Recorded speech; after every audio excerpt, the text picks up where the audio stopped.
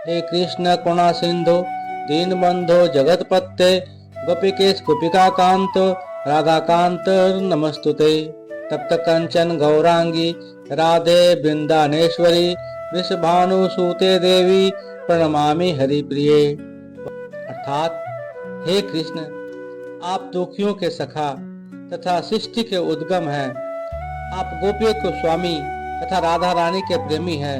मैं आपको सादर प्रणाम करता हूँ। जिनकी शारीरिक कांति विग्रह सोने के जैसी है, जो वृंदावन की महारानी है और जो राजा विश्वभानु की पुत्री है और भगवान श्री कृष्ण को अत्यंत प्रिय है, मैं उन राधा रानी को प्रणाम करता हूँ। हरे कृष्ण कृष्ण कृष्ण हरे हरे, हरे राम राम राम हरे हरे। मित्रों, भगवत गीता को गीतोपनिषद भी कहा जाता है। यह वैदिक ज्ञान का सार है और वैदिक साहित्य का सर्वाधिक महत्वपूर्ण उपनिषद है। भगवत गीता का मर्म भगवत गीता में ही व्यक्त है। यह इस प्रकार है, यदि हमें किसी औषधि विशेष का सेवन करना हो तो उस पर लिखे निर्देशों का पालन करना होता है। हम मनमाने ढंग से या किसी मित्र की सलाह से औषधि नहीं ले सकते। इसका सेवन लिखे हुए निर्देशों के अनुसार या चिकित्सक के आदेशानुसार करना होता है। उसी प्रकार भगवत गीता को उसके वक्ता द्वारा दिए गए निर्देशानुसार ही ग्रहण या स्वीकार करना चाहिए। भगवत गीता के वक्ता भगवान श्री कृष्ण हैं। भगवत गीता के प्रत्येक पृष्ठ पर उनका उल्लेख भगवान के रूप में हुआ है। निसंदेह भगवान शब्द कभी कभी किसी भी अत्यंत शक्तिशाली व्यक्ति या किसी शक्तिशाली देवता के लिए प्रयुक्त होता है, और यहाँ पर भगवान शब्द निश्चित रूप से भगवान श्री कृष्ण को एक महान पुरुष के रूप में सूचित करता है। किंतु साथ ही हमें यह जानना होगा कि भगवान श्री कृष्ण पूर्ण पुरुषोत्तम भगवान है। भगवान ने भी स्वयं भगवत गीता में अपने को परम पुरुषोत्तम भगवान कहा है, और ब्रह्म संहिता में तथा अन्य पुराणों में, विशेषतः श्रीमद् भागवतम में, जो भागवत पुराण के नाम से विख्यात हैं, ये इसी रूप में स्वीकार किए गए हैं। अतएव भगवत गीता में भगवान ने जैसे बताई है वैसे ही स्वीकार करनी चाहिए। भगवत गीता के चतुर्थ अध्याय में भगवान कहते हैं, इमं विवस्ते योगम प्रोक्तवान अहम अभव्ययम विवस्वान मनवे प्राण मनु दीक्षा कवे अभवृतम। अर्थात मैंने इस अमर योग विद्या का उपदेश सूर्यदेव विवस्वान को दिया, और विवस्वान ने मनुष्य के पिता मनु को उपदेश दिया, और मनु ने इसका उपदेश इक्ष्वाकु को दिया। एवं परंपरा प्राप्तम इमं राजऋषम बिंदुआ सह कालेन स्वमता योग नष्ट परंतता। अर्थात इस प्रकार यह परम ज्ञान गुरु परंपरा द्वारा प्राप्त किया गया, और राज ऋषियों ने इसी विधि से इसे समझा, किंतु कालक्रम में यह परंपरा छिन्न हो गई, अतः यह ज्ञान यथा रूप में लुप्त हो गया।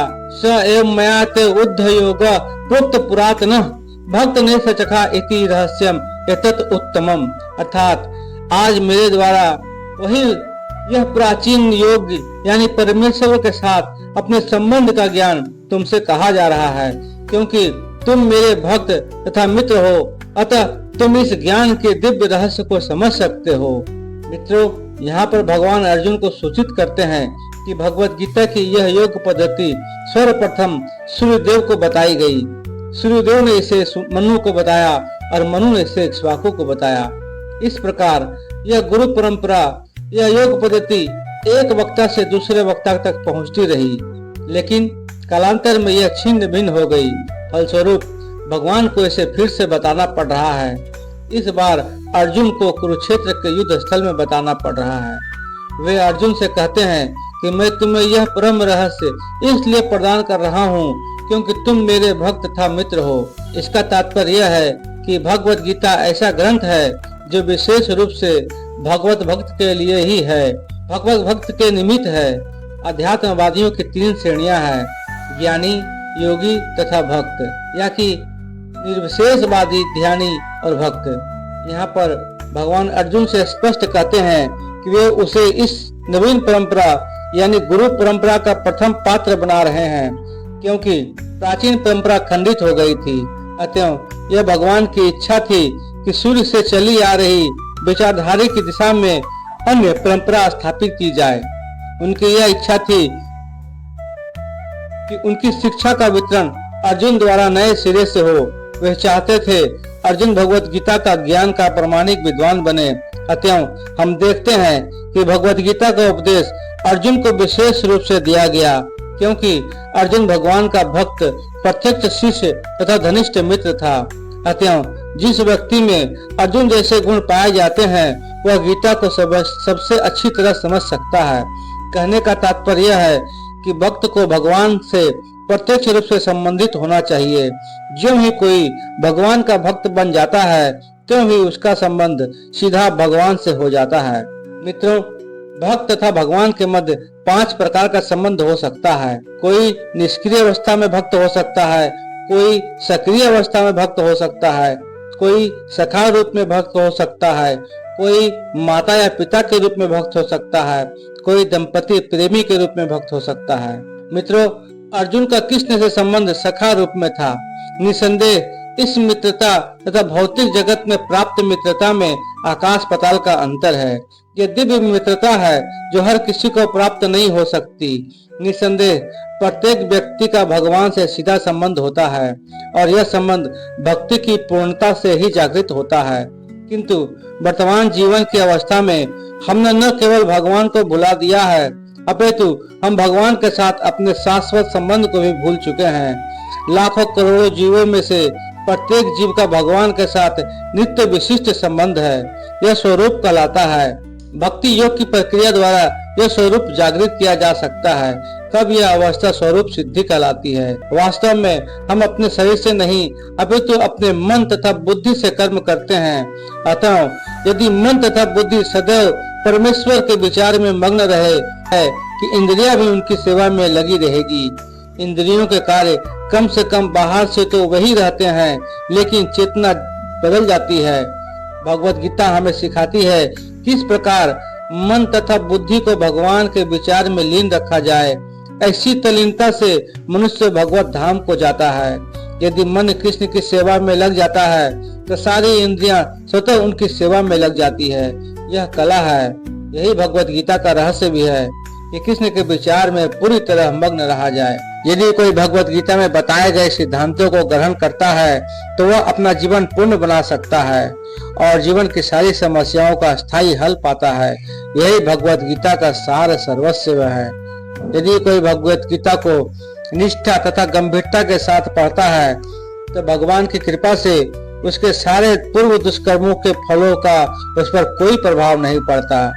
मनुष्य जल में स्नान करके नित्य अपने को स्वच्छ कर सकता है, लेकिन यदि कोई भगवत गीता रूपी पवित्र गंगा जल में एक बार भी स्नान कर ले तो वह भव सागर की मलिनता से सदा सदा के लिए मुक्त हो जाता है।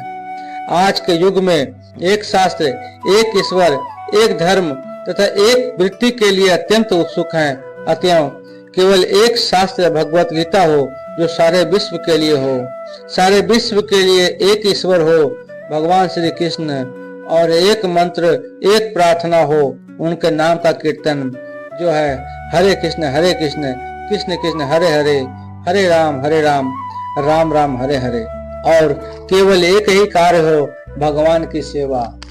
मित्रों, मुझ में इतनी सामर्थ्य नहीं है कि मैं भगवान श्री कृष्ण तथा भगवत गीता का पूरा परिचय करा पाऊं, क्योंकि ये दोनों की परिचय कराना यानी समुद्र लागने के बराबर है।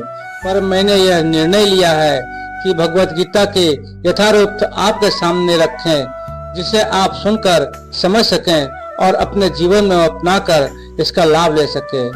मैं आने वाले अगले वीडियो में भगवत गीता के प्रत्येक अध्याय और प्रत्येक श्लोकों का विवेचन कर आपके सामने प्रस्तुत करूंगा। आशा रखता हूं कि आप लोग मेरा इस प्रयास से अवश्य लाभ प्राप्त करेंगे। अतः यदि आप भगवत गीता का समस्त ज्ञान लेना चाहते हैं तो आप चैनल को सब्सक्राइब कर लें और नोटिफिकेशन पाने के लिए बेल आइकन को दबा दें। धन्यवाद। मिलते हैं अगले वीडियो में। हरे कृष्ण कृष्ण कृष्ण हरे हरे, हरे राम राम राम हरे हरे। राधे राधे मित्रों।